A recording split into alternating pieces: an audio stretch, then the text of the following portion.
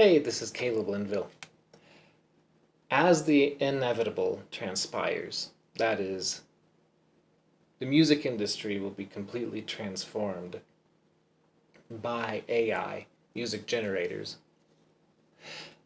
As the already saturated industry will become completely flooded by AI content, and as the uh, output of AI no longer being representative of human creativity and that human creative spirit, I wanted to take a moment in light of all that to think about with you all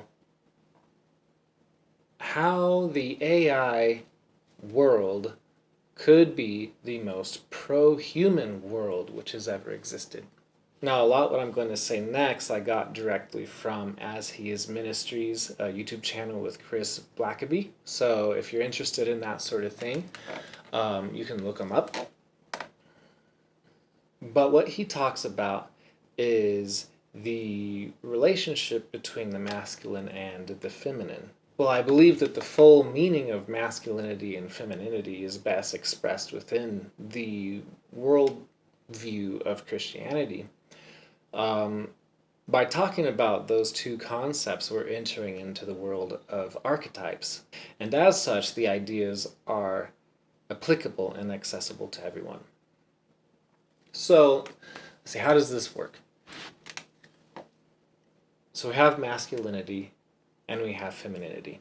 And I'm talking about these two terms in a very general sense, not even in terms of male and female, although the male does skew towards masculinity and the female does skew towards femininity. Rather, I'm talking about these two concepts as forms of existence or forms of energy which by themselves are not sustainable, but when combined together, they can complement one another. Now, masculinity and femininity are concepts which go beyond humanity. That's why they're archetypes. But the basic premise of it is that masculinity provides the conditions for life, and femininity provides life itself. When you combine the two, that provides the structure necessary for life to truly thrive.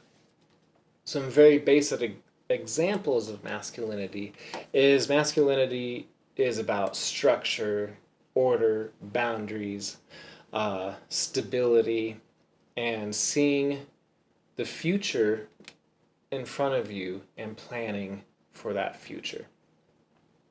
On the flip side, femininity is being itself. Femininity is life, spirit, connection. There's a little bit of chaos in there, and creativity.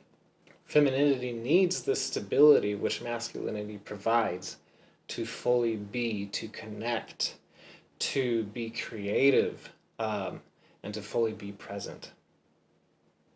A very practical example of this unfolding in my own life is in my own music compositions.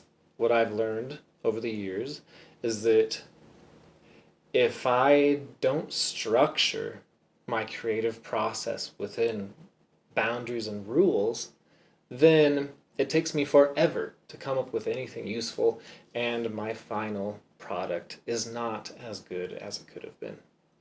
So what I've learned is that I have to limit myself. I have to provide myself rules, I have to provide myself structure, and I have to adhere to those rules and to that structure. And by doing that, that allows my creativity to truly thrive, and my output is some of my best work. I hope. Now, how does this all go back to AI? We took a little detour there. Now, AI, though it is learning to be creative, or at least it's learning to mimic creativity, it is fundamentally a masculine thing. And the reason for that is because its true superpower is in automation and efficiency, which are masculine traits. contribute to the order and the structure in the system. What this means is that by harnessing AI correctly, we can potentially create a society which has the best masculine structure or best system, so to speak, so that the feminine creativity can thrive, so that human creativity, the human creative spirit, can thrive on a level which it has never thrived before. In my opinion, this is the ideal outcome for a post-AI and a pro-human civilization. The question is, do humans have the foresight and the wisdom to guide AI in that direction? I guess we'll find out.